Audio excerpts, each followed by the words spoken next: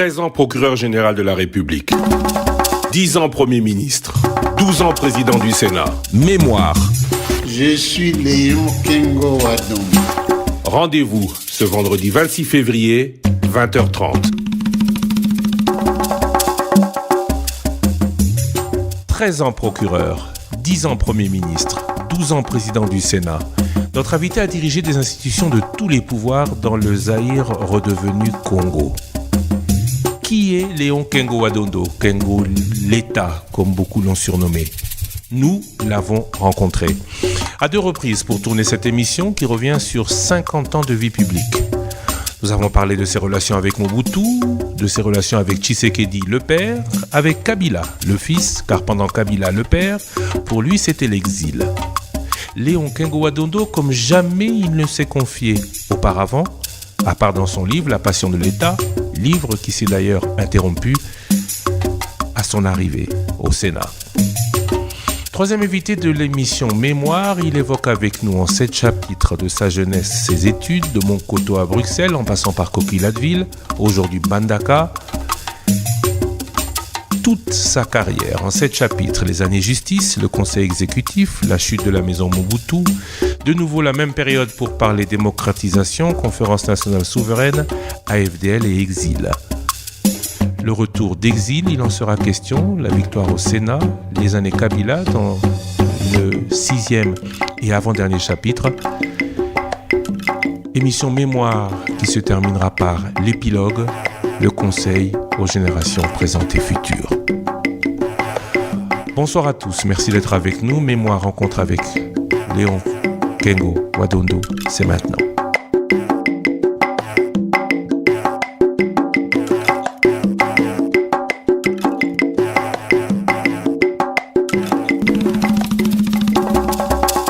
Je suis Léon Kengo Wadon, né à Libengue, le 22 mai 1935.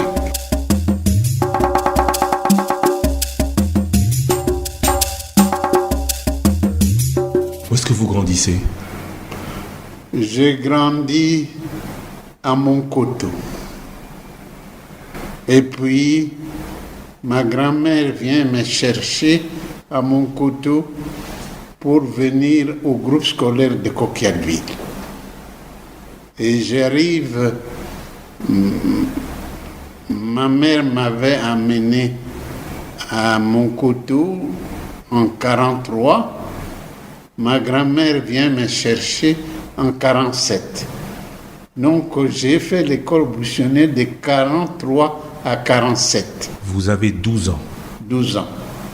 Pourquoi votre grand-mère vient vous chercher alors que votre maman, Coquilhateville, qui est aujourd'hui Mbandaka, vous avez amené à Monkoto? Mais parce que ma mère avait épousé un militaire et ce militaire nous a pris et il était devenu mon père. Et je suis resté à Monkoto de 1943 à 1947. Et pourquoi vous n'alliez pas à l'école à Monkoto pendant ce temps? Parce qu'il n'y a pas d'école. Il y avait une seule classe. Et la classe était l'école de l'Évilla. Et j'allais à cette école tous les jours, à plus de 10 kilomètres. Chaque jour, 10 km aller, retour. Oui. Et j'ai fait là de 1943 à 1947. Alors, ma grand-mère, qui était restée à Libengue, est venue à Coquilhateville, a fait son petit commerce, a trouvé de l'argent et est venue me chercher pour me mettre au groupe scolaire. Et les jours où elle m'a mis au groupe scolaire, on est venu lui dire, un garçon du groupe scolaire, il dit, Maman Ida, oui, mwana koko nangai. Oui, kusane nini na ego tiena groupe scolaire. À côté d'un groupe scolaire. Ah, bah, bête. Pourquoi? Ah, mais c'était à cette époque l'esprit. Hein. Alors, Ma grand-mère a eu peur. Chaque matin, elle allait me déposer à l'école. Et jusqu'à ce que je m'habitue avec les autres élèves, alors il m'a laissé. Là, vous aviez 12 ans, vous étiez en primaire, c'était quel niveau? J'étais en deuxième primaire. Je suis en deuxième primaire et puis après, non, je passais en troisième, en quatrième, jusqu'en sixième secondaire. Que vous terminez toujours à Coquilhateville? À Coquilhateville en 58. Parce qu'entre-temps, l'école a changé de cycle. Nous étions de janvier jusqu'à décembre. Et maintenant, comme on veut que nous puissions aller à l'université, alors on a changé de cycle. On a commencé d'abord par faire 2 ans pour arriver à juin-juillet. Donc vous terminez l'école secondaire à 23 ans? Oui, parce que ma mère avait épousé un militaire et j'ai traîné dans les camps militaires. Qu'est-ce que vous avez comme souvenir de cette époque? Vous viviez comment? C'était comment à l'époque? Mais à cette époque, moi je considère que c'était pour moi une très bonne époque parce que, j'avais la possibilité de suivre l'école. Et puis 2, j'étais très bon élève. Et depuis que je suis entré au groupe scolaire, je n'ai jamais redoublé. Et j'ai terminé en 58 parce que il y avait normalement je devais poursuivre parce que ceux qui étaient avec moi à l'école primaire, ils ont terminé en 5 ans. Ngoulou a terminé en 5 ans. 5 ans. Un peu avant vous. Oui. Vous disiez, parce qu'on a lu votre livre Passion d'État, même si on ne va pas parler de votre livre, on va vraiment parler de votre vie différemment. Vous disiez que vous étiez un enfant turbulent. Très turbulent. D'ailleurs, je vais vous raconter une anecdote. Quand j'étais en 3e primaire, mon moniteur, Serenga, venait, dès que je commence à parler, il vient mettre la craie sur mes lèvres. Il dit, si ça se mouille, c'est que vous avez parlé. Pourquoi vous étiez autant turbulent?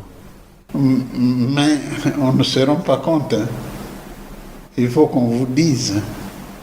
Mais j'étais turbulent parce que ma nature était turbulente. Vous dites encore dans votre livre que on sentait que vous étiez différent des autres, du fait déjà de la peau. Oui. Comment vous avez vécu cette différence?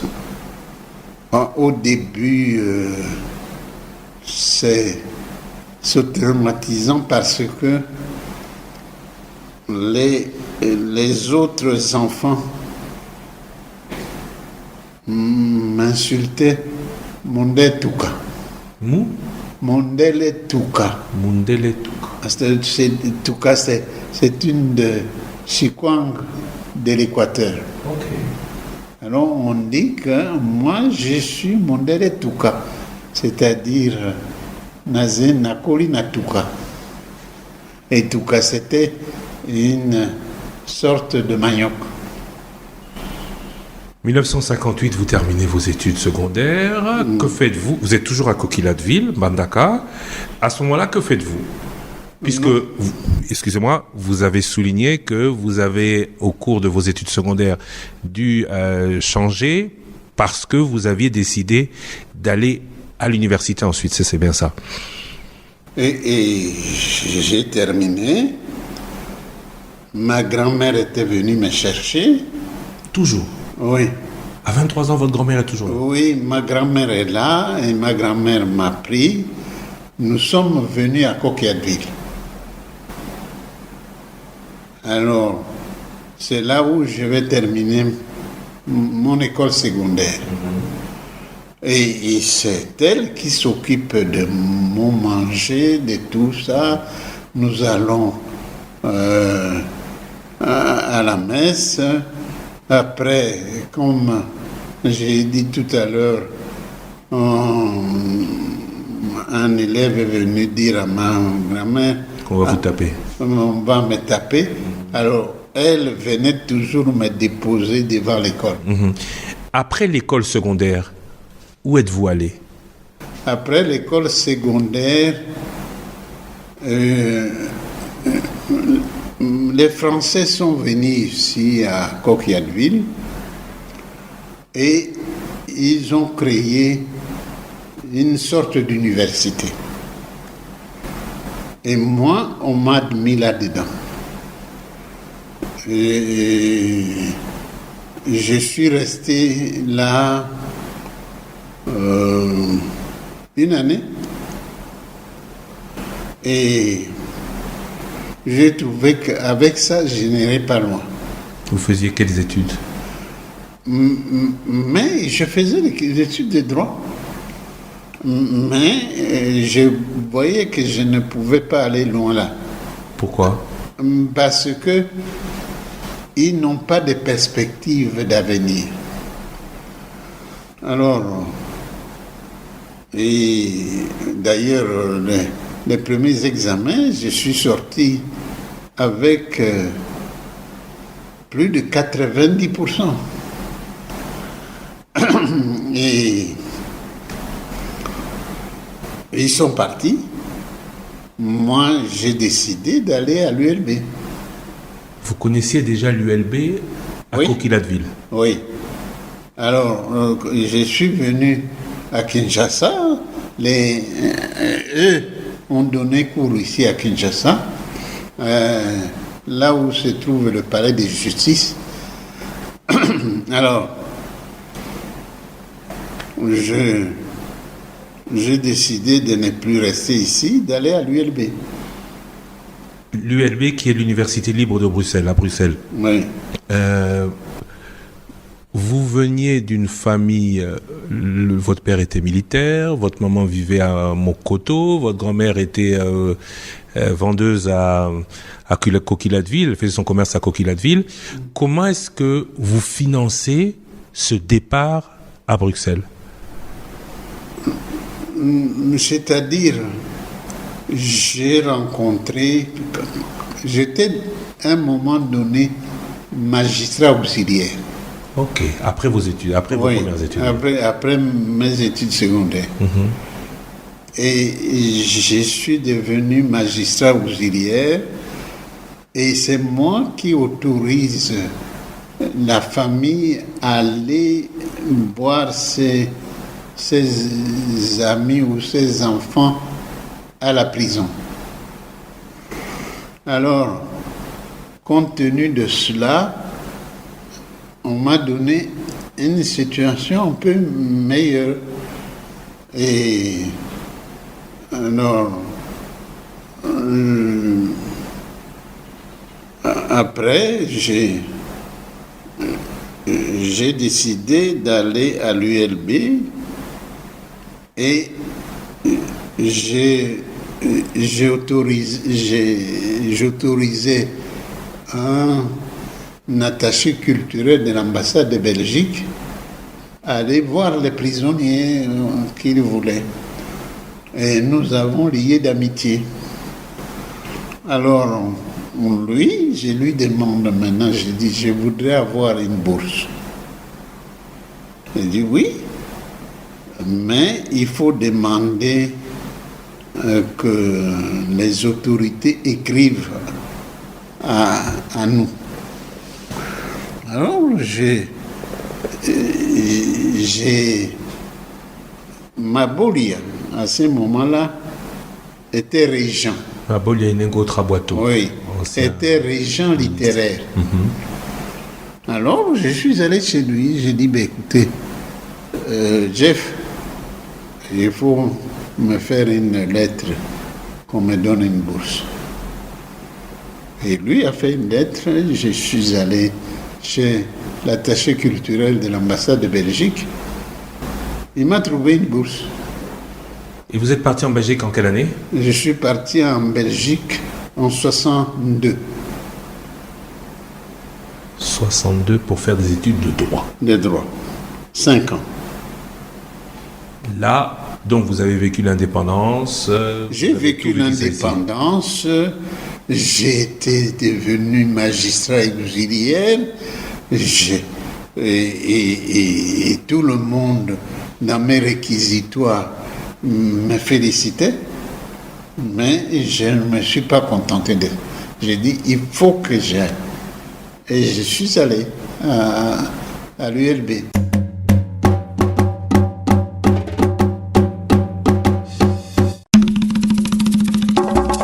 Nous avons l'ambition de tout connaître, mais devons aussi avoir l'humilité de ne rien savoir. Mémoire.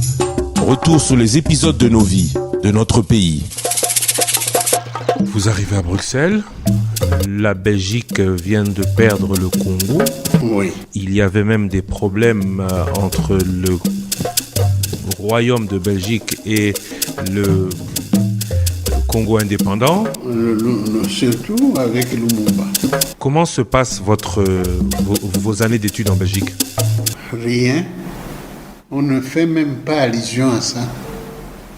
J'entre à l'ULB, je m'inscris en droit, et puis je commence. Et j'ai fait 5 ans, j'ai fini, je suis rentré. Alors vous allez en Belgique, alors que beaucoup à cette époque-là restaient encore vivre. Vous décidez de revenir. Oui. Pourquoi? Parce que, entre-temps, Mobutu est venu comme commandant-chef en Belgique. Il nous a reçus tous. Étudiants. Oui. Et il m'a dit, mais vous ne pouvez pas rester ici. Si vous terminez, venez. À ce moment, il était commandant-chef. Alors, ça nous a titillé. Et puis, moi, je suis rentré. Et puis, le lendemain, je suis allé le voir. Il m'a engagé comme conseiller à la présidence. Conseiller à la présidence. De 67, quand vous rentrez, jusqu'à son départ, certains diront que vous avez toujours, au moins jusqu'au 24 avril 1990, eu des fonctions. Quels sont vos premiers contacts avec Joseph Mobutu à l'époque? Je connaissais Mobutu parce qu'il était au groupe scolaire. À Mbandaka? Oui. Ils étaient nos aînés. Je l'ai connu à cette occasion-là. Je l'ai connu, il m'a connu. Et quand je suis rentré, je suis allé me présenter chez lui. Il était déjà chef de l'État. Alors, il avait son aide dans des camps, colonel Powys de Ten Bosch. Alors,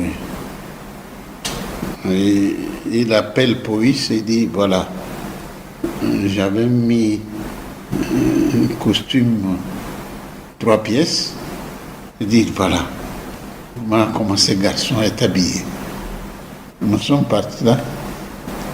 Et Oui, il m'a loué auprès des polices. Les polices m'a pris en amitié et je suis resté à police jusqu'à son départ. Donc en 67, vous êtes conseiller à la présidence de la République, vous avez 32 ans. Oui, et je n'ai pas fait longtemps. Une chose, Bisengiman a dit, mais on m'a dit que vous êtes plutôt tendance magistrature. Je dis oui. Alors, Bisengiman va faire en sorte que je sois nommé magistrat. Procureur général à la Cour d'appel d'abord. D'abord. Et après procureur général de la République. Vous avez donc... vous êtes resté combien de temps procureur général de la République? Je suis resté 13 ans. Quelle longévité! Oui. Pourquoi aussi longtemps? Mais je crois que le président appréciait ce que je faisais.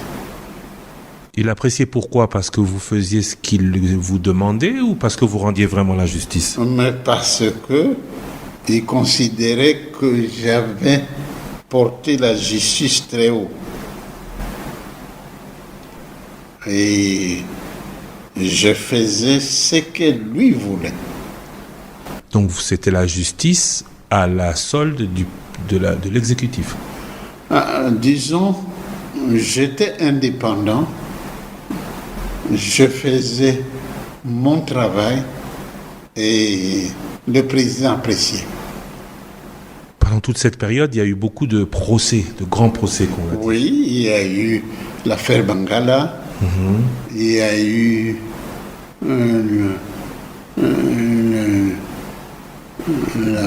je vais vous aider. Le procès à la Sanef de la Licopa, le coup d'État colonel Koudiakou Mbanza, les Matanda et les Munguldiaka en 71, Major Bika en 75, procès Ngoudz en 77 après la guerre du Chaba et le Major Kalomé en 1978. Oui. Vous étiez le procureur général. Le procureur général instruit au nom de l'État. C'est pas lui qui rend la justice. Non. Est-ce que vous pensez avoir été juste? J'ai été juste. Je n'ai pas dit la justice au nom du président. Beaucoup ont été condamnés à mort, beaucoup ont été condamnés. Est-ce que le procureur général de la République de l'époque peut nous dire que tous méritaient leur sentence? Tous ont mérité la sentence. Et je vous regarde dans les yeux. Je n'ai pas rendu la justice unique. J'ai rendu la justice juste. Tous donc avaient tenté de prendre le pouvoir. Oui. Comparaison avec aujourd'hui, si vous me permettez, comment est-ce que vous pouvez nous expliquer que cette justice où vous dites que vous, Léon Kengo Adondo, avez réussi à améliorer cette fonction est ce que tout le monde regrette aujourd'hui? Mais je crois que tout le monde me regrette. Parce que je rendais la justice au nom de la loi. Et je n'ai pas bifurqué là.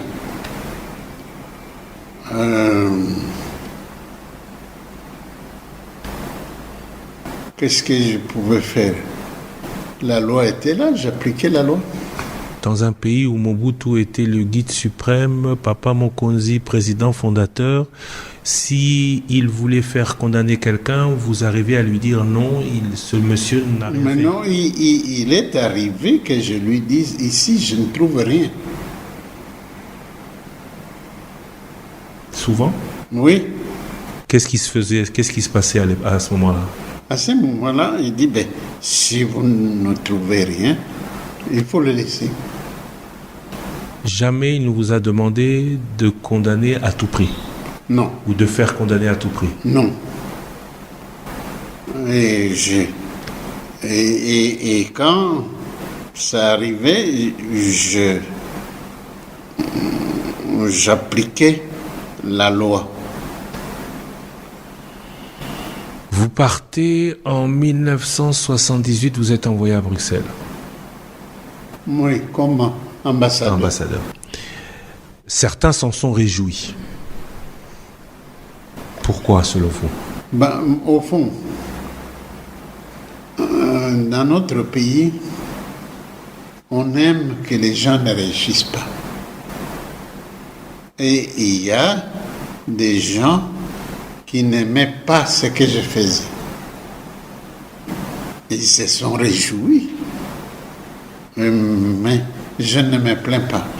Je vous ai posé la question il y a 20 ans. Je reviens sur cette même question. Franco, à l'époque, avait chanté Tailleur, où il se réjouissait qu'on vous ait récupéré l'aiguille parce que vous étiez devenu un peu trop puissant ou vous pensiez peut-être intouchable. Comment jugez-vous cette chanson que vous connaissez? Oui, je connais, mais ce qu'on dit de moi, je ne le regrette pas, parce que je considère que je ne dois pas nécessairement être aimé de tout le monde. Si je fais bien mon travail, les gens peuvent dire, je ne souffre pas de ça. On disait déjà de vous à l'époque que vous ne craigniez même pas le maréchal Mobutu, que vous vous croyez aussi fort que lui. Dans la chanson, il le dit d'ailleurs. Mais je ne devais pas craindre Mobutu. Je devais faire ce qui convient. Et Mobutu ne m'a jamais appelé pour me dire « Ah, ici, tu as dépassé. » Non, j'ai fait mon travail selon ma conscience. Vous êtes ambassadeur à Bruxelles. Comment vivez-vous cette descente? Non, le président un jour, c'est-à-dire ce qui est bien, c'est que le président un jour m'appelle. Il me dit, je vais vous envoyer à Bruxelles comme ambassadeur. Et il faut faire autre chose. Je dis oui, et je suis parti. 13 ans procureur général de la République, bon, ambassadeur. Ambassadeur. Et vous le prenez bien? Je le prends bien parce que je vais voir aussi autre chose. Il faut changer de métier. Combien de temps faites-vous à Bruxelles? 2 ans. Qu'est-ce que vous retenez de cette époque? Ah, mais j'ai appris à ce moment-là ce que c'est que la diplomatie. C'est-à-dire? Ça veut dire que comment négocier. J'ai négocié pas seulement à Bruxelles, j'ai négocié même à Rome. Non, mais j'ai aimé ces moments-là. J'ai aimé cette fonction d'ambassadeur.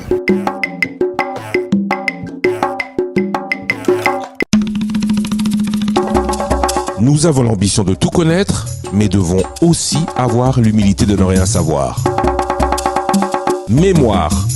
Retour sur les épisodes de nos vies, de notre pays.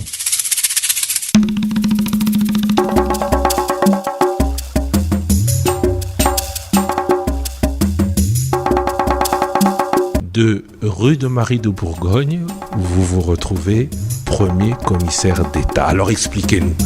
Le procureur général qui chute à Bruxelles, qui rebondit Premier ministre. Oui, et puis le président m'envoie 7. C'est y aller. C'est il m'a dit, le président voudrait vous confier une autre mission. Pourquoi?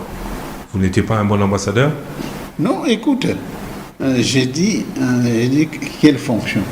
Il dit, je ne sais pas, parce que c'était aussi avait l'art du secret.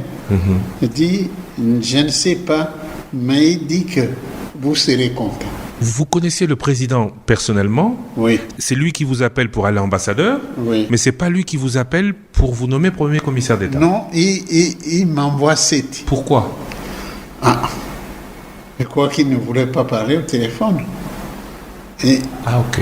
Oui, il m'envoie Seti, et Seti me dit, le président voudrait vous confier une autre mission. J'ai dit, quelle mission encore? Il dit, non, il m'a dit que je dois rentrer avec vous. Et je suis rentré. Nous sommes arrivés le soir parce qu'on avait pris Suissère.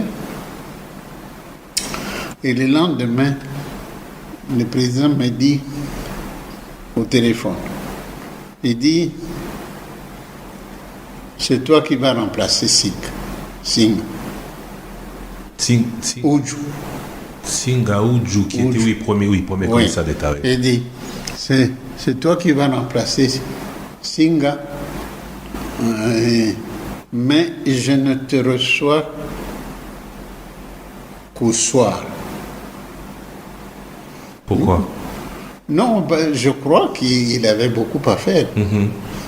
Et j'arrive le soir, je dis, on marche un peu dans ma parcelle. Je dis, voilà, j'ai décidé d'être nommé premier commissaire d'État. Je dis, c'est bon. Et tu commences demain. Pourquoi vous? Ça, je n'ai pas demandé. Oh, vous étiez procureur général, vous discutiez tout. Oui. Vous étiez l'homme qui, et puis le maréchal Mobutu vous nomme Premier ministre, vous lui demandez même pas pourquoi il a jeté son dévolu sur vous? Non, je n'ai pas demandé parce que le président, quand il vous propose, c'est que c'est bon pour vous. C'est que c'est bon pour lui d'abord. C'est bon pour lui. Et puis, je suis resté presque 10 ans comme Premier ministre. Avec quelques intervalles quand même. Non. 82, 86, 88, 90, oui, 94, 97. Oui, mais c'est-à-dire, chaque fois, il renouvelle. C'est moi qui renouvelle. Oui, mais quand en 86, il vous change. Il vous envoie ministre des Affaires étrangères. On va arriver sur toutes ces étapes. Vous n'êtes pas resté 10 ans Premier ministre. Vous avez été souvent nommé Premier ministre. D'ailleurs, on serait intéressé de savoir pourquoi vous. Parlez-nous un peu de ce premier mandat, 82-86. Comment cela se passe-t-il? Quand je vous dis pourquoi il vous a nommé, vous dites que vous ne l'avez pas posé la question. Quelle mission il vous donne alors à ce moment-là? Non, il me donne la mission de chef du gouvernement et puis il me dit, voilà, je voudrais que vous puissiez faire ça. Quoi? Ça quoi? Par exemple, il me dit, je veux la discipline au sein du gouvernement. Discipline. Les membres du gouvernement ont certaines libertés. Je ne veux plus ça. Quelle liberté ils avaient? Lui a considéré qu'ils avaient certaines libertés et ne faisaient pas ce qui était permis. Alors, moi je viens, je serre la vis. Il veut que vous fassiez, vous soyez le procureur général au gouvernement? Non, que je sois Premier ministre. Et j'ai imposé ma discipline et tous les membres du gouvernement arrivaient à temps et on faisait le conseil des ministres de 3 heures. Terminé. Le but, c'était pas que de faire la discipline. Vous avez eu des politiques. On a parlé de Kengo Adondo, austérité, rigueur, le gouvernement des technocrates qui forme l'équipe, le conseil exécutif. Lui-même. Ce ne sont pas les gens que vous avez choisis? Non. Première fois, je n'ai pas choisi. Lui-même a choisi tout. J'ai trouvé les gouvernements déjà formés. Tous? Oui. Il y a des gens, cependant, dont on a toujours vu le nom mêlé au vôtre. Ils se retrouvent déjà en 82. C'était pour vous faire plaisir ou c'était à votre demande? Non, j'ai dit que le premier gouvernement a été formé par Mobutu lui-même. Moi, je n'ai même pas donné un nom. Comment vous travaillez avec eux? Vous avez parlé de la discipline. Comment est-ce que vous décidez, par exemple, parce qu'on a parlé à ce moment-là beaucoup d'austérité, de rigueur, comment est-ce que vous décidez avec eux? Comment ça se passe comment est-ce que vous définissez la politique à appliquer? La première chose que j'ai décidé, c'est que le gouvernement ne doit pas s'éparpiller. L'argent, nous devons le trouver où il est. Au Congo, au Zaïre. Au Zaïre. Et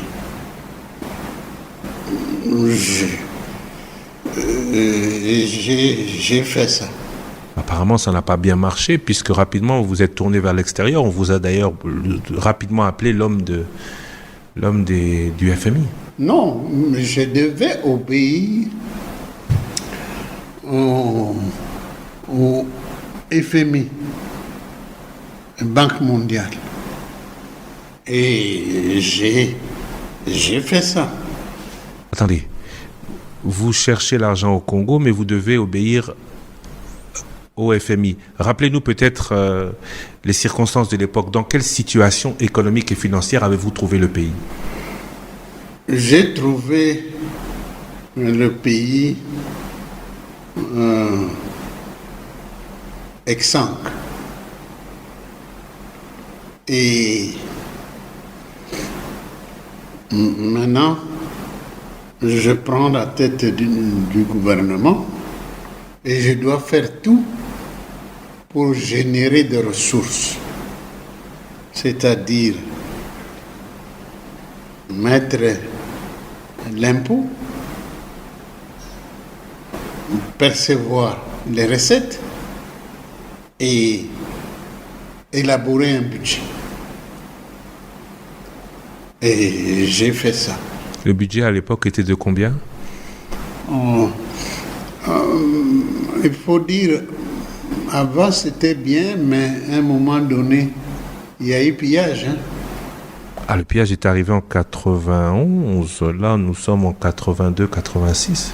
Non, là, nous avions un budget de 400-500 millions. C'est petit. Oui, mais et puis quand nous sommes arrivés au pillage, c'est descendu jusqu'à 200 millions. Mm-hmm.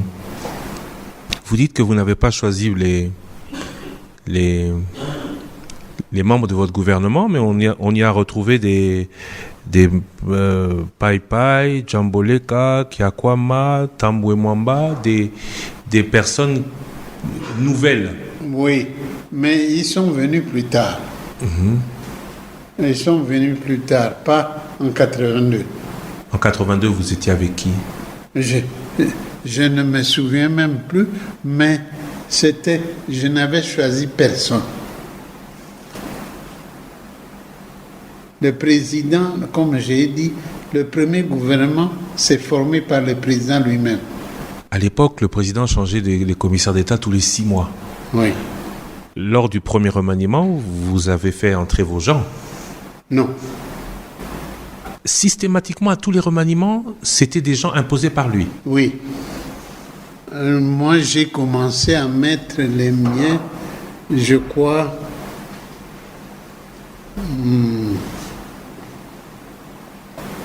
vers 90. Pas avant. Non. Quand M. Kyakwam a notamment entre au gouvernement, ce n'est pas votre demande. Non, non. J'ai voulu, mais lui n'avait pas voulu. Mais M. Kyakwam a été commissaire d'État aux finances, budget, portefeuille, un grand ministère. Oui. Pas à votre demande. Non, pas à ma demande, hein. À la demande du président. Mais c'est-à-dire, le président,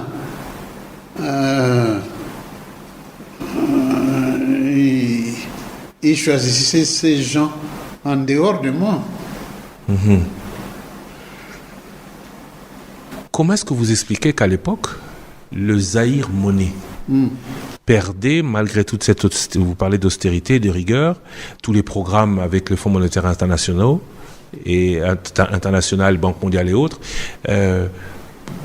perdait de sa valeur chaque jour. Mais ça, c'est la monnaie qui n'est pas changeable. Ça, c'est le problème de toutes les monnaies qu'on ne change pas.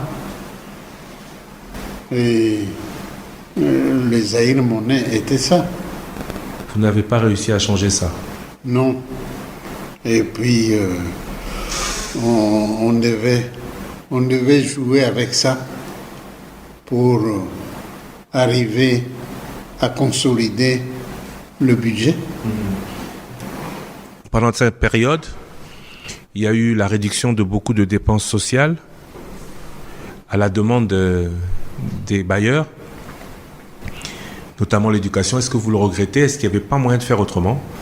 C'était difficile parce que le budget était déjà arrêté et il faut se soumettre. C'est à ce moment-là que les problèmes ont commencé à surgir dans le domaine de l'éducation.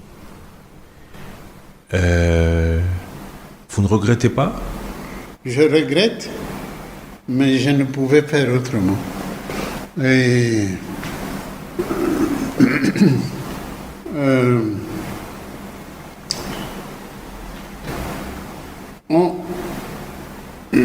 le président lui-même commençait à fixer les budgets. Le président Mobutu? Oui. Alors, vous ne pouvez pas aller plus haut. Vous devez rester.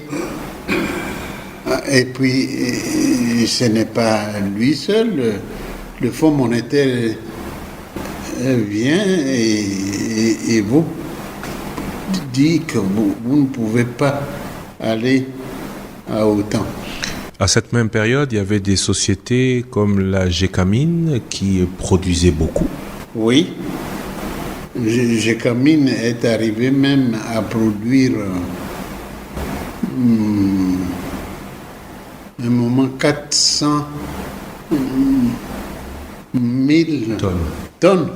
Les revenus étaient en centaines de millions. Oui. Ah, oui. Et puis, faut dire que là, il y avait le budget, mais il y avait aussi l'argent qu'on devait enlever pour le président. C'est-à-dire? Ah, mais c'est-à-dire, si il y a 400 000 tonnes, vous devez distraire une partie pour le président. Vous étiez Premier ministre, vous l'acceptiez? Mais il doit vivre aussi. Et puis, vous ne pouvez pas refuser ça. Il peut être du jour au lendemain vous sanctionner. Vous disiez tout à l'heure que quand vous étiez procureur général de la République, il ne vous empêchait pas d'être en dehors de vos tâches. Quand il vous demandait ou exigeait de l'argent, Et vous l'avez accepté. Mais il ne peut vivre que de ça. Je ne peux pas le lui refuser. Est-ce que vous le regrettez aujourd'hui? Parce que certains pensent que si cet argent avait été utilisé à autre chose, le pays serait mieux. Je ne sais pas. À Brazzaville,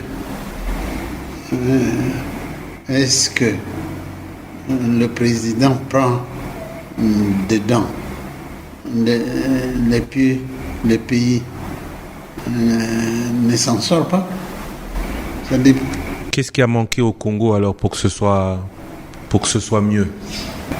Si le président ne prenait pas beaucoup, le pays aurait été mieux.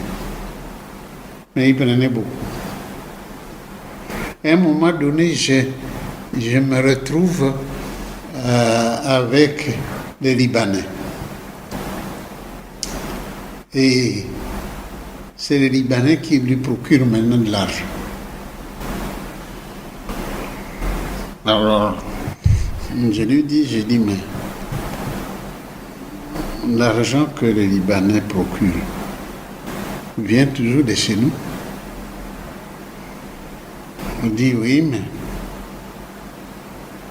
et ça vient de chez nous, mais c'est eux qui m'apportent. Je dis, mais nous allons être leurs prisonniers. Alors,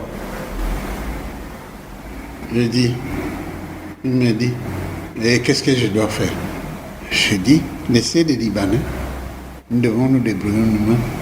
C'est vous qui chassez les Libanais et comment cela se passe sans les Libanais? Mais je chasse tous les Libanais. Et au début, et il me regarde faire, et après, il dit, tu vois maintenant, je n'ai plus rien. Il dit non, vous avez encore, mais laissons le Libanais de côté. Alors, on a chassé tous les Libanais. Et lui, un peu après, vous chasse. Vous l'apprenez. Est-ce que vous l'apprenez dans ce meeting à Kinkole le 24 juin où il dit Tokoli à rigueur, on va pas. Oui. On m'en a déjà dit plusieurs fois. Vous saviez? Oui. Mais il ne m'a pas mis dehors. Alors, je continue. Donc on vous rapportait que le président n'était pas d'accord avec votre politique. Et vous continuez. Continue. Tant qu'il ne me met pas dehors, je continue. Et il vous met dehors comment? Pourquoi? Il ne m'a mis pas dehors tout de suite, 10 ans après. Et puis, quand il me met dehors, il nomme Likoulé.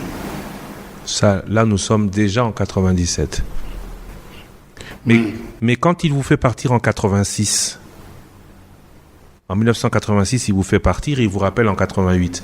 En 1986, vous partez. Pourquoi vous partez? Et il m'a nommé président de la Cour des comptes. Vous êtes encore le gendarme. Oui, mais je ne suis pas resté longtemps. Pourquoi? Mais parce qu'il avait besoin de moi.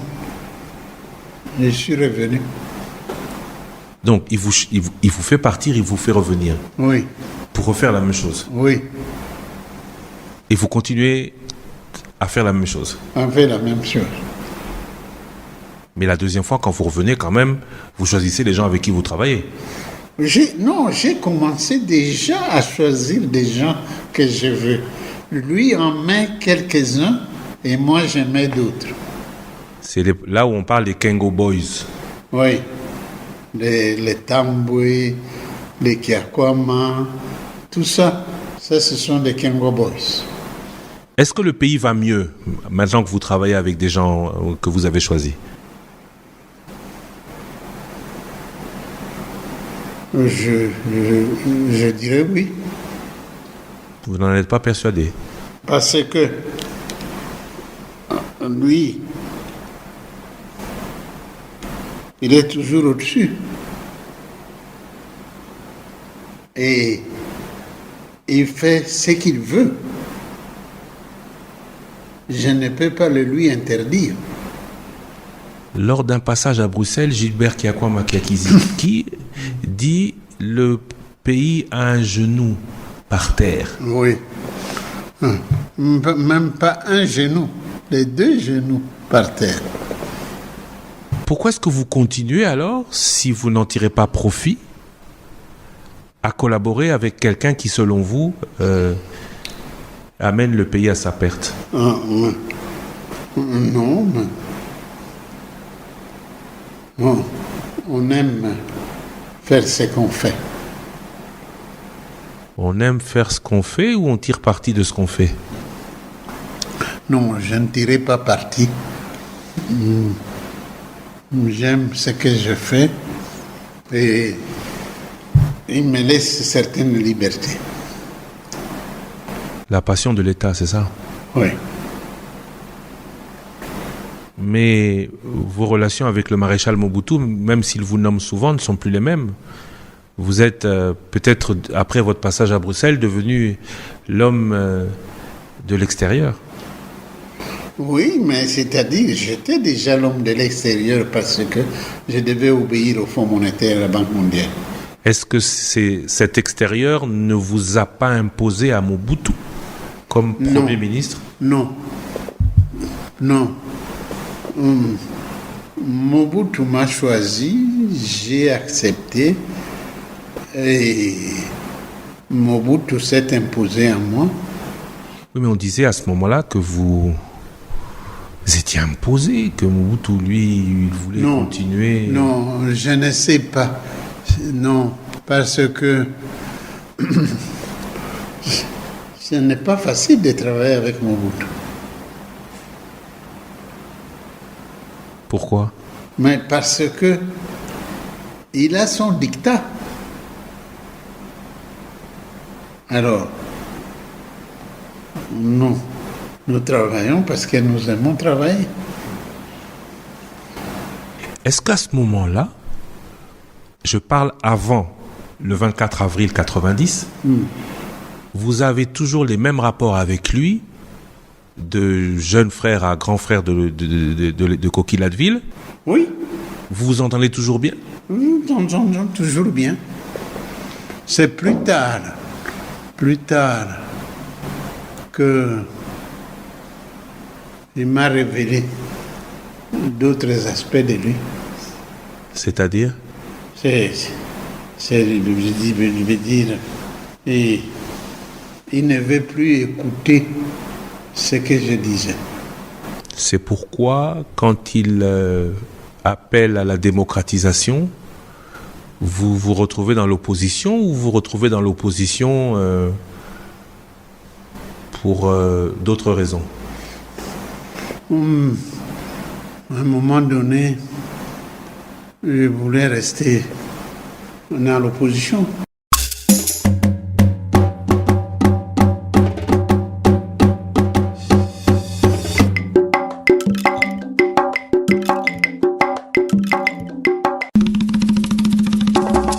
Nous avons l'ambition de tout connaître, mais devons aussi avoir l'humilité de ne rien savoir.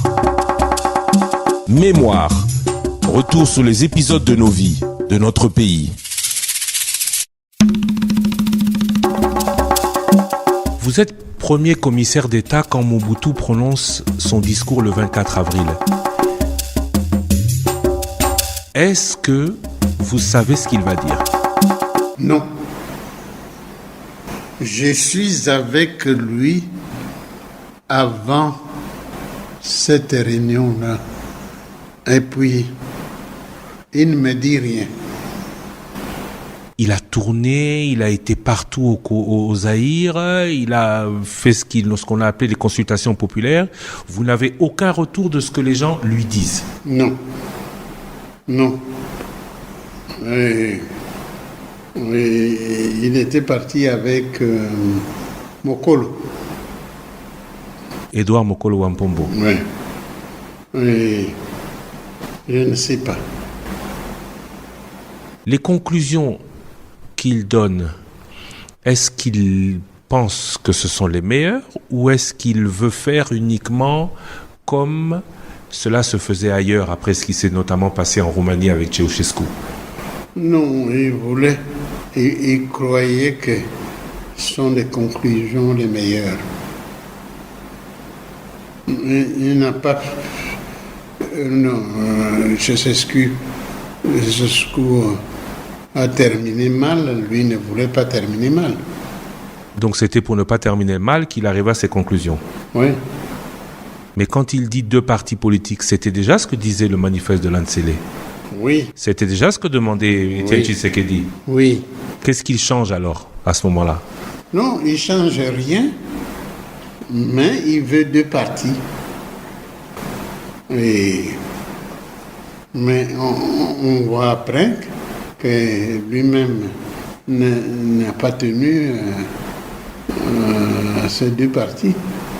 À ce moment-là, est-ce qu'il sent qu'il peut perdre le pouvoir? Oui, il sent. Il vous le dit? Non, il ne dit pas.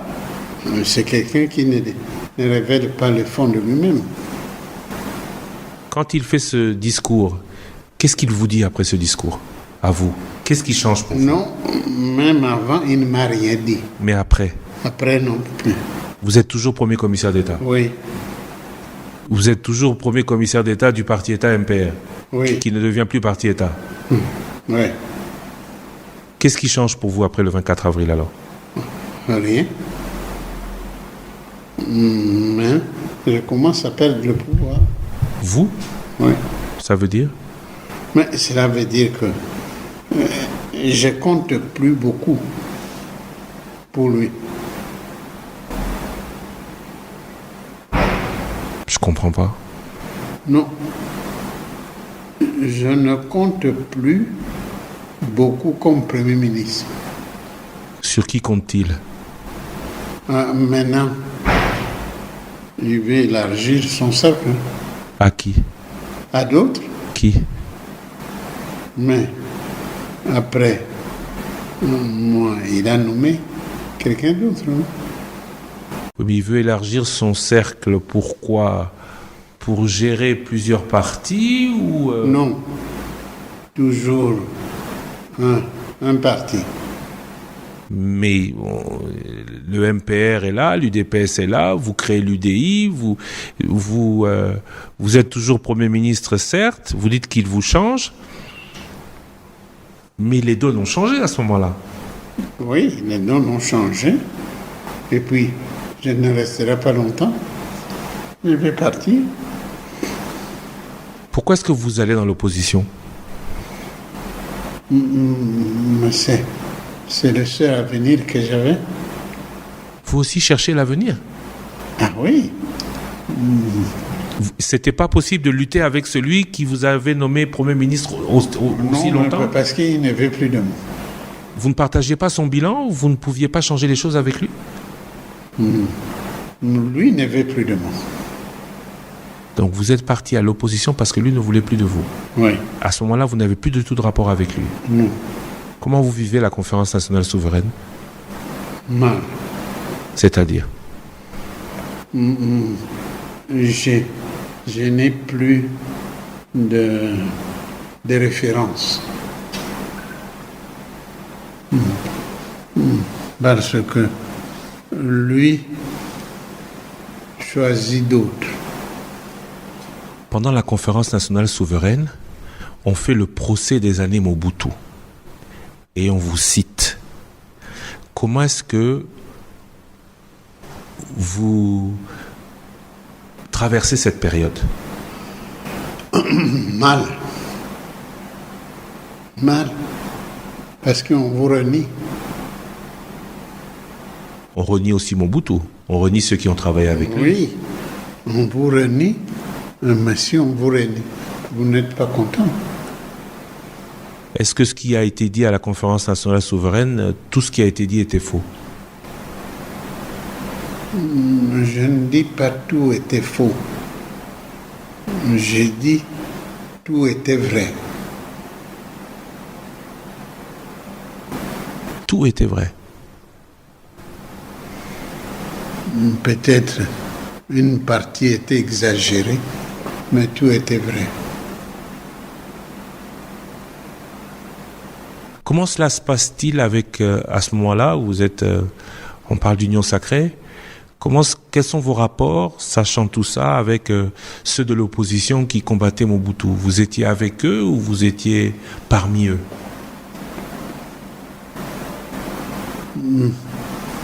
Je n'étais plus avec Mobutu en tout cas.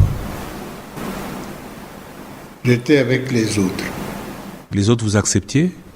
Hein? Ils vous acceptaient? Ah oui, ils m'acceptaient. Comment réagissez-vous quand on nomme Étienne Tshisekedi, quand on désigne Étienne Tshisekedi, quand on élit Étienne Tshisekedi?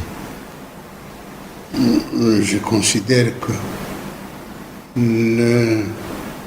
la donne a changé. Vous le soutenez? Oui, je l'ai soutenu. Vraiment? Oui, je l'ai soutenu. D'après vous, pourquoi est-ce qu'il n'a pas été aussi longtemps Premier ministre que vous? Je crois que lui n'est pas venu pour rester. Il est venu pour repartir. Il ne voulait pas rester Premier ministre? Non. Ah bon? Non. Et puis, il a commencé à contester le président. Étienne Tshisekedi, en 92, est nommé Premier ministre. Il se passe ce qui se passe. En 97, il veut encore être nommé Premier ministre. Et vous nous dites aujourd'hui qu'Étienne Tshisekedi ne voulait pas demeurer Premier ministre. Non. C'est-à-dire, quand on veut demeurer Premier ministre, on ne conteste pas le pouvoir du président. Quand vous contestez le pouvoir du président, au fond, vous ne voulez pas rester. Et vous vous rendez compte que Étienne Tshisekedi ne veut pas rester Premier ministre? Non. Oh, tout de suite. Tout de suite. Vous faites quoi à ce moment-là? Je ne fais rien. Parce qu'après lui, il y a Birindwa, il y a Mungoul. Oui, et il faut dire que Birindwa, Mungoul étaient des premiers ministres de paille. C'est-à-dire? Je ne sais pas. Ils n'étaient pas venus pour gouverner. Ils étaient venus pour accompagner Mobutu. Oui. Et comment est-ce que vous revenez en 94 pour accompagner Mobutu? On a toujours accompagné Mobutu. Mais comment est-ce que vous, de l'opposition, expliquez que vous reveniez Premier ministre en 94 alors que vous connaissez Mobutu, que vous êtes opposé à lui et que vous ne voulez pas travailler ou plus travailler avec lui comme vous travaillez avec lui précédemment? Mais les vents tournaient. Maintenant, tout le monde considère que Mobutu est fréquentable. Donc vous recommencez à le fréquenter? Oui. Quels sont vos rapports à ce moment-là? Bon. Comme avant? Oui. Vous vous fréquentiez comme avant? Oui. Vous lui envoyez l'argent comme avant? Oui. Après la conférence nationale souveraine, Oui. il continue à recevoir de l'argent comme avant? Oui. Quelle était la différence entre le Mobutu d'avant la conférence nationale et celui d'après? C'est le même Mobutu. Mais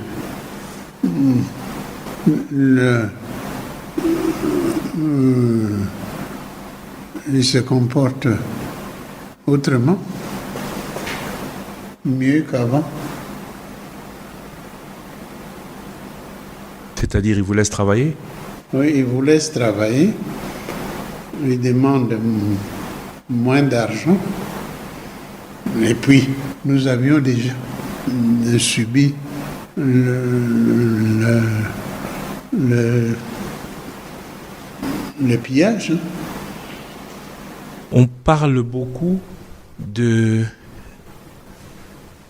pouvoir du président à comparer avec le pouvoir du Premier ministre. Vous avez été longtemps Premier ministre, avant et après. Quel est le changement de rapport de pouvoir entre la période avant la conférence nationale souveraine et après?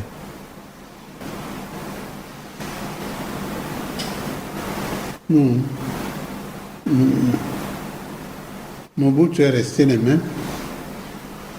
Mais le Premier ministre avait plus de pouvoir après la conférence nationale.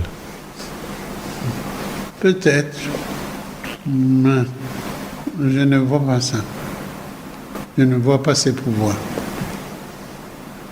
Moi, je considère que Mobutu n'a pas changé. Mais peut-être lui considère qu'il a changé. Mais moi, je ne considère pas qu'il a changé. En 97, en mars, après que l'on vous ait reproché de ne pas avoir bien mené la guerre contre la FDL, on vous fait partir. Oui. Est-ce que vous pouvez nous dire aujourd'hui que vous aviez fait tout ce qui était en votre mesure pour organiser la guerre? Est-ce que vous aviez les moyens de l'organiser? Il n'y avait pas de moyens. Pas d'argent. Il n'y avait pas de moyens. Et je ne pouvais rien faire. Quand vous veniez à Bruxelles, quand vous allez à l'étranger demander des soutiens, personne ne m'a donné l'argent. Les amis n'ont pas donné l'argent. Mobutu tombe le 17 mai 97. Est-ce que vous l'avez revu depuis?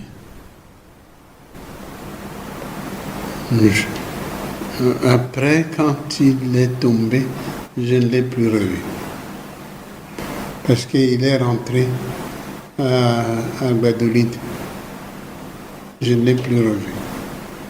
D'après vous, pourquoi est-ce qu'il est tombé? Mais je crois en réalité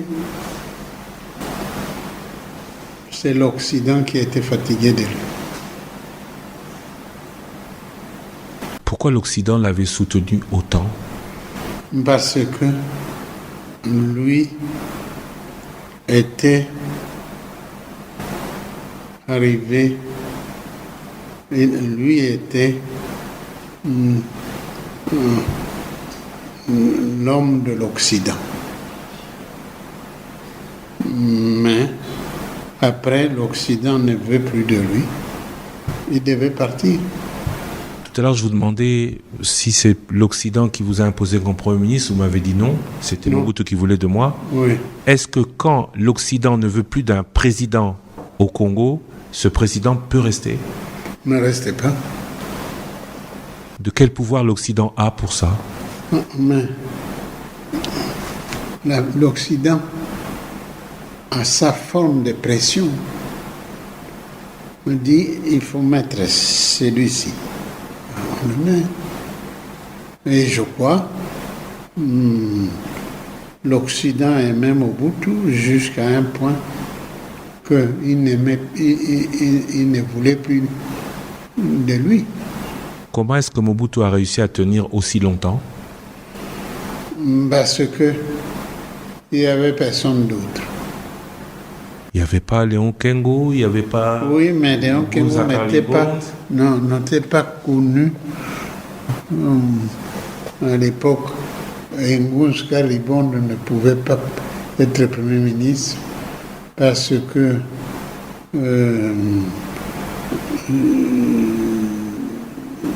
il fallait être de l'armée. Pour être président de la République, il fallait être militaire. Oui. Jusqu'à 97. Oui. On dit que le président Mobutu, avant sa chute, vous avez rassemblé, vous avez expliqué la difficulté de la situation et a attendu que l'un d'entre vous prenne la relève. Est-ce que c'est vrai? Non. Il n'a jamais réuni son monde pour ça. Mais aucun d'entre vous n'avait compris à ce moment-là que c'était fini? Non, personne n'avait cru que ça finirait comme cela. Nous avons l'ambition de tout connaître, mais devons aussi avoir l'humilité de ne rien savoir. Mémoire. Retour sur les épisodes de nos vies, de notre pays. Alors que tout le monde attendait Étienne Tshisekedi, comment devenez-vous Premier ministre en 1994? Ça, c'est la volonté du président. Vous étiez de l'opposition à ce moment-là? Oui, et j'étais de l'opposition, j'étais même en exil.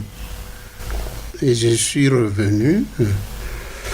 Et le président m'a dit vous allez devenir un nouveau Premier ministre. Et vos amis de l'opposition, comment avaient-ils réagi auprès de vous? Moi, je crois que l'entendement commun à cette époque-là, c'était que je redevienne Premier ministre. Tout le monde attendait cela. Et lorsque le président me l'a proposé, c'était donc avec les autres. Et j'ai accepté de reprendre le bâton. Vous avez été Premier ministre du temps du MPR. Oui. Vous devenez Premier ministre et le restez pendant 2 ans du temps de la Conférence nationale souveraine. Quelle est la différence? Est-ce que vous êtes toujours autant à vouloir servir le président Mobutu? Oui, le président Mobutu était un bon président. Il m'écoutait. Quand je ne voulais pas de quelque chose, je le lui disais. Parfois, il n'était pas content, mais après, il s'est rallié. Et pour sa dotation présidentielle, il y avait toujours les mêmes problèmes? C'est-à-dire que la dotation présidentielle n'a jamais posé de problème. Le président savait quel montant il proméritait. Cette fois-là, il m'a dit « je voudrais un peu plus ». J'ai dit « avoir plus ne pose pas de problème, mais on va pas vous donner une fois. Une fois que nous avons décidé du montant, on doit chaque fois répéter ces montants de moins en moins. » Alors, je lui ai dit, mais il faut dire aussi que à ce moment-là, il y a eu les canafères qui sont passés. Il recevait beaucoup plus ailleurs. Alors je lui ai dit, comme vous voulez que nous puissions renouveler votre dotation, nous devons nous convenir on ne le change plus. Il dit bon, proposez-moi. Je lui ai proposé. Et puis, il a accepté et nous sommes allés. Est-ce que le Mobutu d'avant le 24 avril agissait de la même manière ou avait les mêmes rapports avec le Premier ministre que vous étiez devenu en passant par l'opposition? Oui, il n'a pas changé. Il demandait, et si je considérais que c'était proportionnellement à ce que nous recevons comme recette, je ne peux pas lui refuser. Vous décidiez plus à ce moment-là, hein? J'ai toujours décidé, même avant. Mais après, c'était plus encore. Et puis, en plus, lui est devenu exigeant. Mais quand je disais que je ne peux pas faire ça, il comprenait. En 1996 commence la guerre à l'Est. Laurent Désiré Kabila et une dizaine d'armées, on l'apprendra plus tard, vont de conquête en conquête. Pourquoi est-ce que votre gouvernement, pourquoi est-ce que le Zaïre n'a pas pu faire face? Le problème est un problème complexe. Nos militaires n'étaient pas formés pour la guerre. La guerre, quand elle est venue, les a surpris. Et ils sont allés à la guerre malgré eux. Et alors, qu'est-ce qui s'est passé? C'est que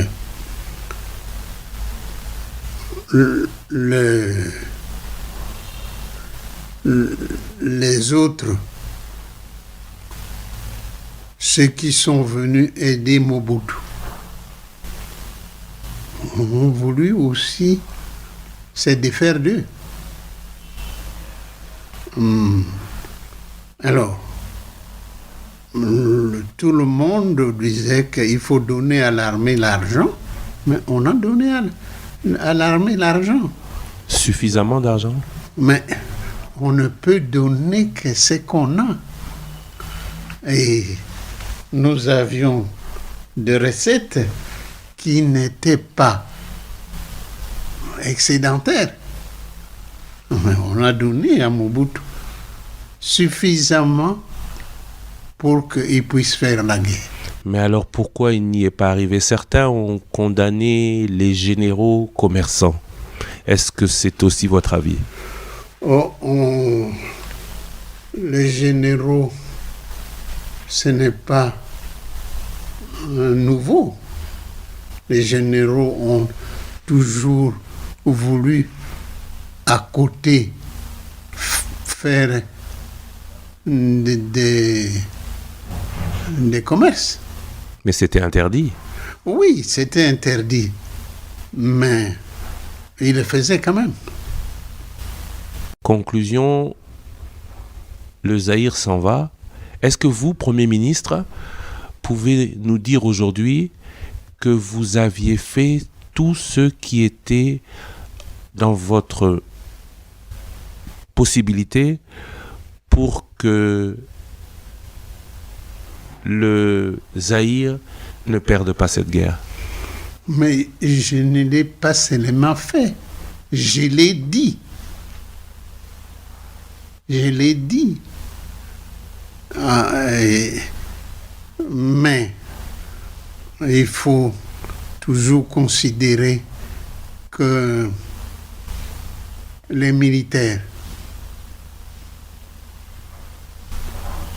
il veut la guerre, mais il ne sait pas la faire. On disait pourtant que les FAS étaient une bonne armée qui avait combattu au Tchad, qui avait combattu au Rwanda, qui avait gagné des guerres à l'extérieur du pays, et que la DSP, Division spéciale présidentielle, la garde de Mobutu, pouvait faire face.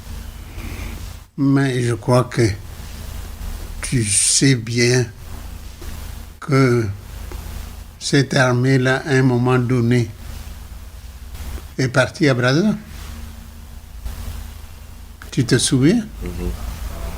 Alors, pourquoi aller à Brazza s'il devait combattre ici? C'est ça le problème.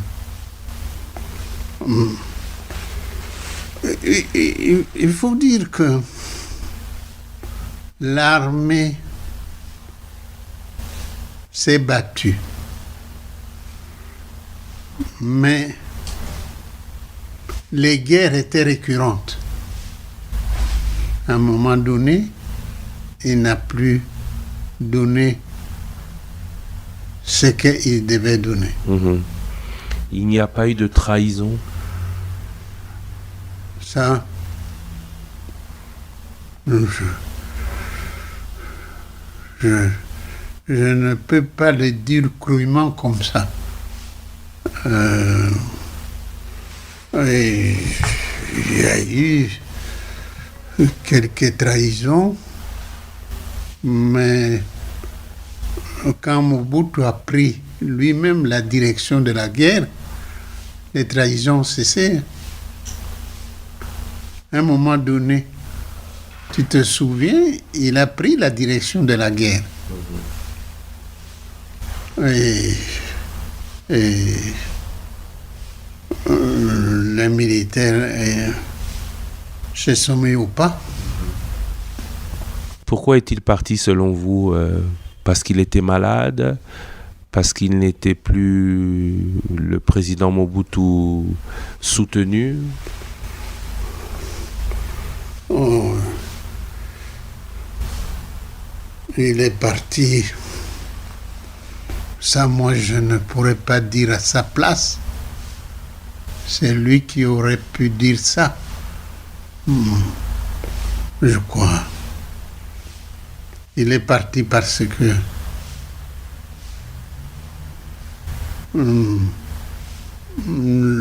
l'armée de Kabila a commencé à gagner. Avant que Kinshasa ne tombe, au Conseil supérieur de la République, Parlement de transition, décide que vous ne serez plus Premier ministre. Commence alors pour vous quelques années d'exil en Belgique notamment. Comment est-ce que vous avez vécu cette période? Mais lorsque vous étiez chef du gouvernement, du jour au lendemain, on vous dit que vous ne l'êtes plus. Ce n'est pas de gaieté de cœur qu'on parle.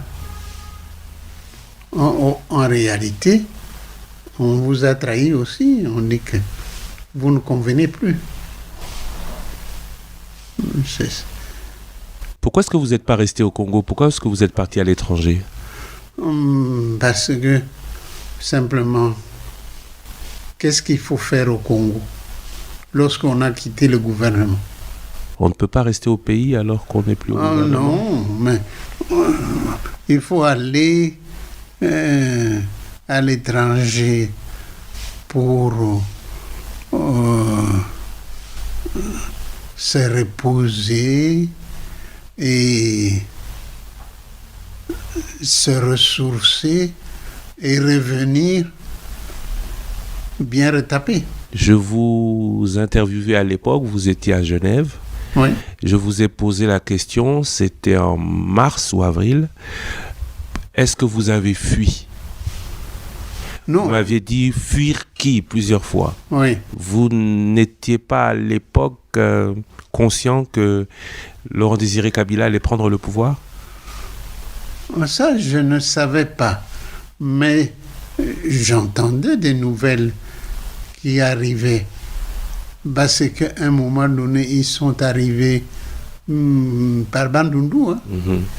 Mais je savais. Et, au fond, qu'est-ce qui s'est passé? Nous nous sommes affaiblis et ils ont pris les dessus. Comment se passent ces années à Bruxelles? Tranquille. Nostalgique?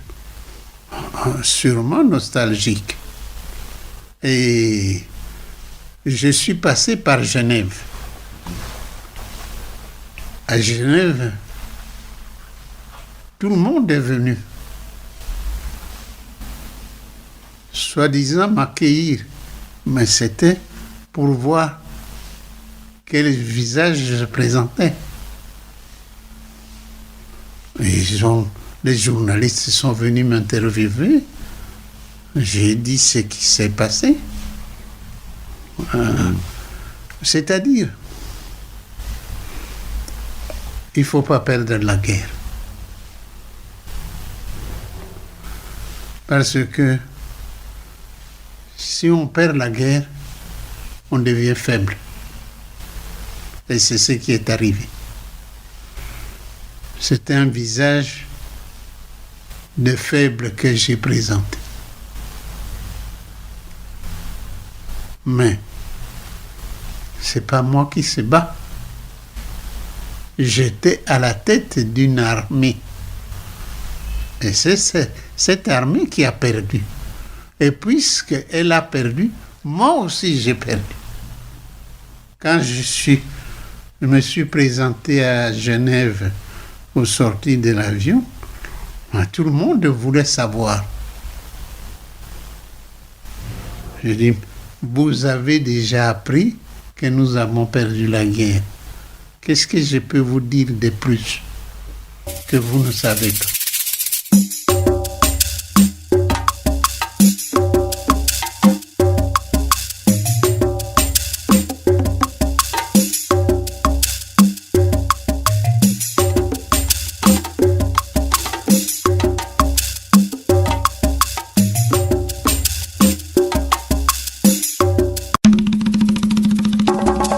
Nous avons l'ambition de tout connaître, mais devons aussi avoir l'humilité de ne rien savoir. Mémoire. Retour sur les épisodes de nos vies, de notre pays.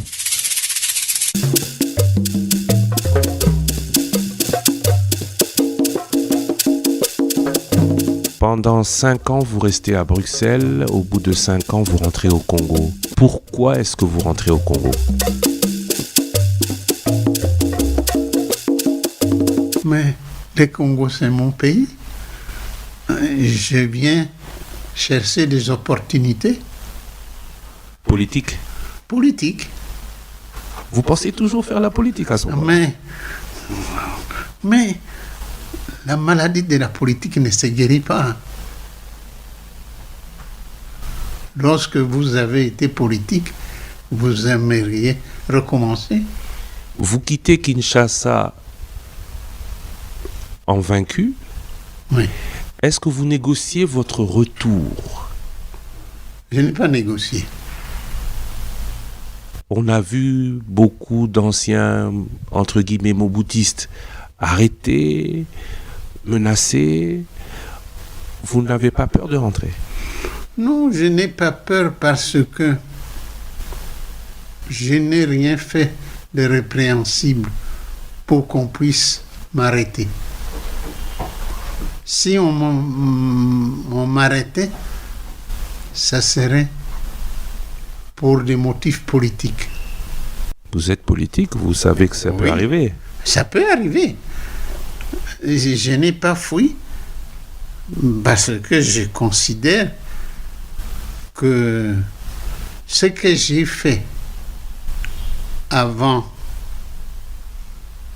était satisfaisant. Vous n'aviez pas peur? Non. Vous n'aviez pris aucun contact? Aucun contact.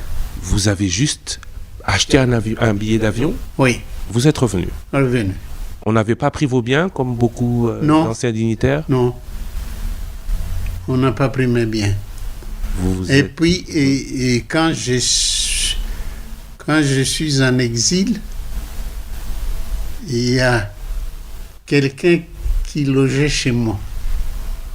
Et chaque fois, il me téléphonait pour me dire que je trouverais tout dans ma maison. Et vous avez tout trouvé dans votre maison? J'ai trouvé tout. Pourtant, la maison où vous habitiez à Okapi a été totalement pillée. Oui. Mais là, c'est la vindicte. Bon, vous pouvez plus regretter ça.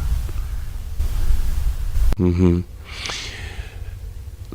Comment est-ce que vous organisez l'élection pour devenir président du Sénat? Tout le monde attendait Shehu Kitundu, le candidat du président. Vous, vous êtes de l'opposition et c'est vous qui l'emportez. Expliquez-nous comment cela s'est fait. J'ai fait la campagne. Je n'ai pas fait une fois. J'ai fait la campagne au moins 5 fois. C'est-à-dire revenir sur les mêmes personnes. 5 fois. La campagne dure 48 heures maximum. Oui, mais... Vous avez commencé la campagne quand vous rentrez, avant de rentrer, au moment où... Non, mais quand je suis rentré... Dès que vous entrez, vous dites « je veux être président du Sénat ». Quand vous rentrez, vous aviez l'objectif de l'être. J'ai dit que je vais être président du Sénat. Mais la majorité des sénateurs étaient des gens de Joseph Kabila. Oui. D'ailleurs, le jour où j'ai été élu, ils n'étaient pas contents. Ah bon? Non, ils n'étaient pas contents.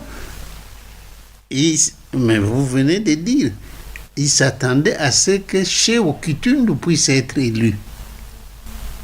Mais tout le Sénat était pour moi. Comment cela? Pourquoi ils étaient tous pour vous? Mais je crois, j'ai des vertus cachées. Lesquelles? Il faut nous expliquer. Mais lesquelles? D'abord, premièrement, j'ai fini comme Premier ministre.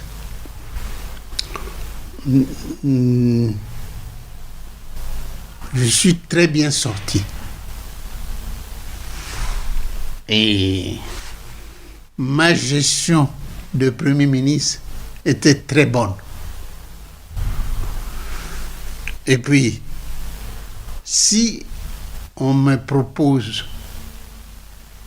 de devenir président du Sénat, c'est tous les sénateurs qui étaient pour ça. C'est vous qui voulez devenir président du Sénat ou c'est eux qui vous ont proposé de l'être? Non, moi je voulais être président du Sénat, mais je devais m'adresser à ceux qui vont m'élire. Et finalement, j'ai acquis l'adhésion de presque tout le monde. Vous dites le président Kabila est fâché. À un moment donné, quand il a appris que j'étais élu, il n'était pas content. Comment ça s'est passé avec lui après? Mais, vous savez, moi je suis républicain. Je travaille avec les gens. Les gens qui ne sont pas contents de moi, je vais faire tout pour qu'ils soient contents de moi. Et lorsque j'ai été élu, j'ai appris que le président n'était pas content. Alors, j'ai commencé. À lui faire la cour, du charme? Le charme? Ça veut dire? Ah, mais c'est-à-dire, je dis à ceux qui les connaissent, je suis un républicain. D'ailleurs, lui, finalement, un jour, nous sommes allés avec Beauchamp le saluer. C'est lui qui dit à Beauchamp, il dit, de vous tous ici, les républicains, c'est lui. Ces années se sont bien passées? Très bien, très très bien. Comment est-ce que d'opposant à lui, vous avez notamment adhéré à l'AMP et au FCC? Non, c'est-à-dire, j- j'ai voulu qu'il me considère comme un des siens. Pourquoi? Mais pour qu'il m'apprécie. Vous étiez devenu, vous qui avez eu les vôtres, homme de Kabila. Non, je ne suis pas devenu homme de Kabila. Je suis devenu serviteur de Kabila. Du président ou de Kabila? Non, Attention. du président. Et un jour, nous étions avec Bouchab au Palais du Peuple. Alors, il dit à Bouchab, de nous tous ici, les plus républicains, c'est Kengo. Pourtant, à 2 reprises, le Sénat s'est désolidarisé par la voix de son président, notamment en 2015, des propositions faites par la famille politique du président Kabila, notamment, rappelez-vous, quand il y a eu des émeutes et que vous êtes intervenu et que ça a tout calmé. Vous n'étiez pas complètement homme du président Kabila. Non, homme du président Kabila, non. Mais je savais mettre la touche où il peut apprécier. Il a apprécié le fait que vous vous soyez opposé à lui à ce moment-là? Non, il a apprécié tout ce que j'ai fait pour me rapprocher de lui. Il n'y a jamais eu de crise entre vous. Jamais. Comment est-ce que vous le jugeriez si on vous demandait de dire comment est Joseph Kabila? C'est-à-dire, Joseph Kabila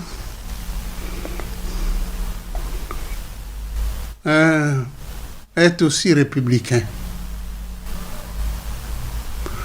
Et lorsque j'ai été élu comme homme, il n'a pas apprécié, mais après, ma manière de servir lui a plu. Plus républicain que le maréchal Mobutu? Oh, je ne vais pas comparer, mais j'ai dit Mobutu était républicain. 12 ans à la tête du Sénat. Oui. Et jamais de crise. Comment Léon Kengo-Wadondo a-t-il fait pour gérer tout ce monde alors que votre successeur n'a pas tenu 2 ans? Il faut toujours, quand on est chef, écouter ce qui vous entoure. Et moi, j'ai écouté les sénateurs. Et les sénateurs ne m'ont jamais rejeté. C'était toujours pour moi. En parlant de la gestion, on annonce un crédit de 5 millions de dollars au Sénat. Est-ce que vous avez laissé des dettes à l'institution? Non. En partant? Non. Aucune dette.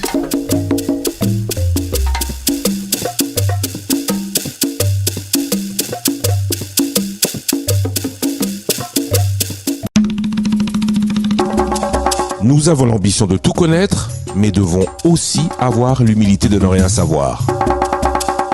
Mémoire. Retour sur les épisodes de nos vies, de notre pays. Vous avez été procureur général de la République. Plus de 10 ans. Vous avez été... 13 ans. Vous êtes très précis. Vous avez été 10 ans Premier ministre. Vous avez été 12 ans président du Sénat. Vous êtes le seul Congolais à avoir dirigé autant de temps Et une puis, institution tous judiciaire. les trois Oui. instituts. Toutes les Institution trois- judiciaire, l'exécutif et le législatif. Quel est votre secret?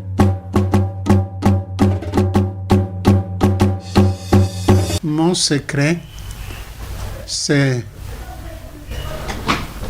faire du pouvoir qu'on vous a confié, un avec vous.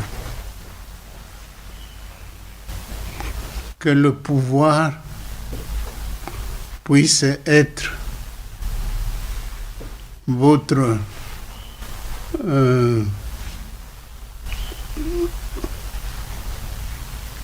répondant. Et vous savez, quand j'étais au Sénat, tout le monde était d'accord avec moi. On a tellement dit sur vous. Quoi? Qu'est-ce qu'on a dit? Tout. Vous savez qu'on vous a... Il y en a qui vous ont respecté au Sénat parce qu'il y avait une grande différence entre d'autres institutions et la vôtre. Il y en a qui vous ont détesté à la primature. Précédemment, on a parlé de Franco qui avait chanté quand vous étiez procureur sa joie de vous voir partir. On a tout dit de vous. Comment est-ce que vous avez traversé toutes ces époques? Le MPR, l'opposition, les années Kabila. J'ai traversé tous ces pouvoirs allègrement. Parce que je connaissais chaque pouvoir, je m'identifiais à lui et je continue. Quel conseil donnerez-vous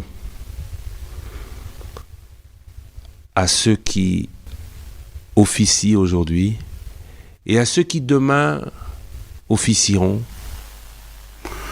La première chose, il ne faut pas arriver au pouvoir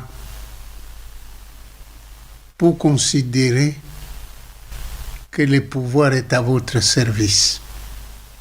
C'est vous qui êtes au service du pouvoir. Avez-vous été toujours au service du pouvoir? Oui. Vous avez des exemples? Premièrement, quand j'étais au pouvoir, je n'ai jamais fait de distinction entre les membres du gouvernement, entre le sénateur. Je le traitais de la même manière. Et même quand j'étais procureur général, je traitais les magistrats de la même manière. Ça, c'est la première chose. Parce que l'homme voit tout de suite si on le traite bien ou on ne le traite pas bien. Moi, j'ai traité toujours les magistrats, les ministres, et puis après les sénateurs, de la même manière. Pas de clivage, pas de distinction.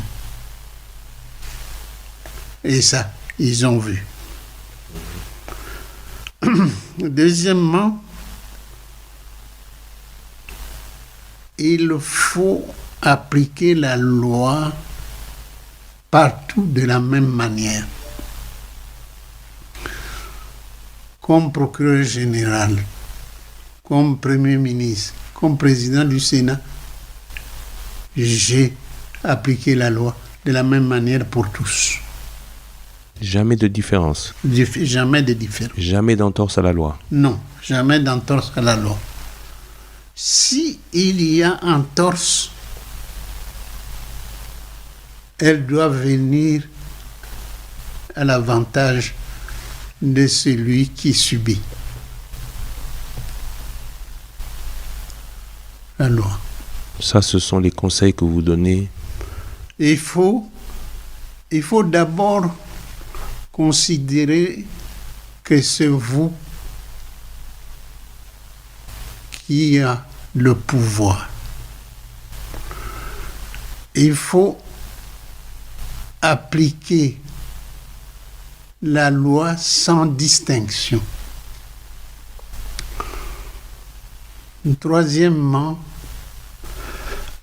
s'il y a une distinction, elle doit être en faveur de celui qui subit la loi.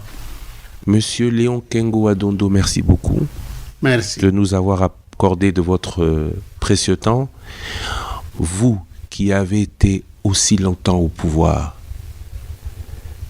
comment expliquez-vous que le pays hérité en 1960 des Belges dans un état de développement supérieur à l'Afrique du Sud et même au Canada soit aujourd'hui dans cet état? C'est l'homme. La faute à l'homme, quel qu'il soit. Parce que normalement, avec tout ce que nous avons comme don dans ce pays ne devait pas être dans cet état. Qu'est-ce qui manque à l'homme pour que ce pays change? La volonté de réussir. C'est ce qui lui manque. Et je crois, sans cette volonté-là, le Congo ne vaudrait aucun penny. Est-ce qu'on nous laissera nous développer? Mais on nous laisse nous développer. Mais nous devons tout faire pour éviter la cupidité, pour travailler pour le pays, pour qu'il se développe. Et nous avons tous les atouts. Vous avez dit que le problème c'est l'homme. Est-ce que l'homme congolais est capable de tout ça? Oui.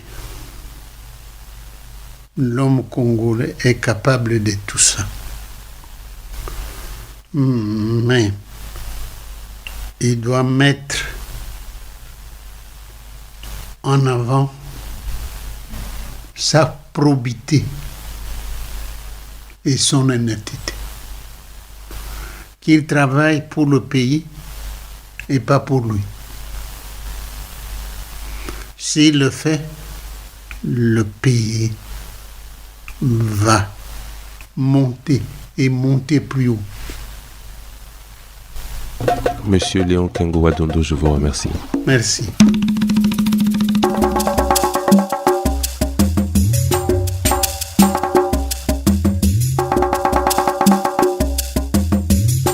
Merci d'avoir été avec nous. Encore 50 ans passés en revue dans cette émission Mémoire que nous retrouverons au mois de mars prochain avec des témoignages féminins. Notre prochaine invitée sera Madame Catherine Zuziwambombo. Merci d'avoir été avec nous. Merci de vous laisser vos suggestions, vos questions. Nous y répondrons. Prochain rendez-vous dans 2 semaines. À très bientôt.